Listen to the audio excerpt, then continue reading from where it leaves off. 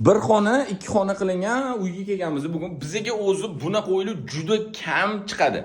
Remont yengil, mebellari qo'yib qo'yilgan, yosh oilaga o'zingizga bitta uy qidiryaptimiz. Ko'ring, birinchi qavatda joylashgan.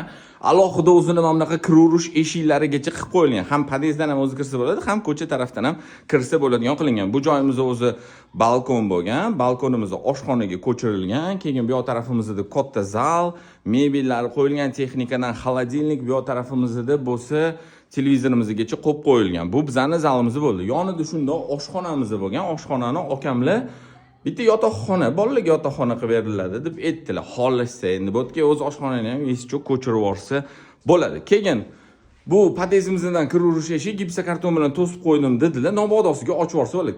Kalit, eshik-beshiklari hammasi mana shu devorlar orqasida turibdi, lekin alohida mana kir-urishimiz ham bor. Sanuzel razdelnik qilingan. Bilasizlar, eski domlarda o'zi razdelnik bo'ladi. Bu yoq tarafimizda bo'lsa mana vannamiz va sterialkagacha ham qo'yib qo'yibdilar. Xullas gap yo'q. Tayyor, kirasiz, yashaysiz. Birinchi etajda bo'lganiga men o'zim o'ylayapmanki, Nobodo ofis ham qilib ishlatsangiz bo'ladi. Masalan, ofis kerak sizga, yo'l yuzi bo'lishi shart emas bo'lsa ham olib qo'ysangiz, qo'pol qilib aytganda bitta Xitoy mashinasini puliga bir xonali uy, bir xona, ikki xona qilingan uy. Mebellari ham qo'yib qo'yilgan, texnikalari ham qo'yilgan.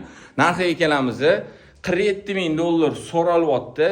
Ko'p emas, ozgina o'tib beradigan joyi bor. Telefon nomerlarini mana yerda yozib qoldiraman.